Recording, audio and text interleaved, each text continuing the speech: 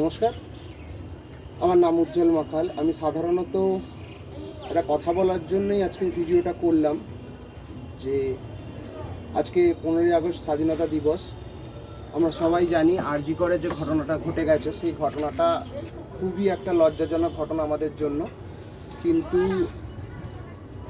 আমরা জানি সবাই এটা নিয়ে প্রতিবাদ করছি, চারিদিকে প্রোটেস্ট করছি, আন্দোলন করছি, কিন্তু আমাদের সবার একটা দাবি ছিল আমার এই আন্দোলনটাকে অরাজনৈতিকভাবে কোনো জাতি ধর্ম নির্বিশেষে আমরা আন্দোলনটি করব। তবে এরকম আমাদের মোটেই উদ্দেশ্য নয় যে আমরা এটাকে অ্যান্টি ন্যাশনাল কোনো মোটো করব।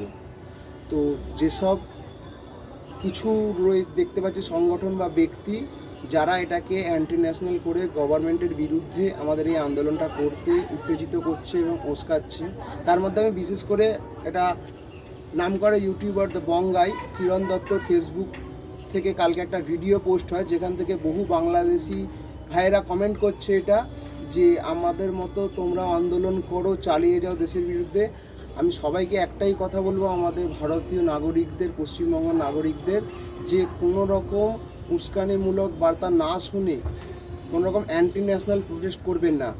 বাংলাদেশে এরকম একটা অস্থিতিমূলক একটা পরিস্থিতি তৈরি হয়েছে আমরা জানি।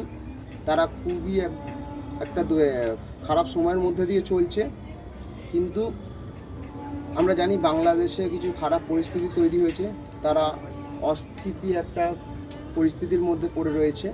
কিন্তু কেউই এরকম কিছু করবেন না যার মাধ্যমে আমাদের ভারতবর্ষের পশ্চিমবঙ্গ রাজ্য সেটাতে কোনো রকম কোনো অস্থিতিমূলক পরিস্থিতি তৈরি হোক। কেউ অ্যান্টি ন্যাশনাল প্রোটেস্ট করবেন না। আমার হাত জোর করে সবার কাছে অনুরোধ, কেউ অ্যান্টি ন্যাশনাল কোনো রকম কোনো প্রোটেস্ট করবেন না। গতকাল রাত্রিরে আমরা জানি আরজি করাতে কিছু দুষ্কৃতীরা ঢুকে হামলা করে, কিন্তু দয়া করে কেউ অ্যান্টি ন্যাশনাল প্রোটেস্ট করবেন না। আমার হাত জোর করে সবার কাছে বিনতি, কেউ অ্যান্টি ন্যাশনাল হবেন না। বাংলাদেশ একটা খুবই অস্থিতিমূলক পরিস্থিতির মধ্যে দিয়ে চলছে এবং তারাও চাইছে যে বাংলাদেশ যেমনভাবে জ্বলছে তেমনি ভারতও এইভাবেই জ্বলুক, ভারতেও যাতে একটা অস্থিতিমূলক পরিস্থিতি তৈরি হোক।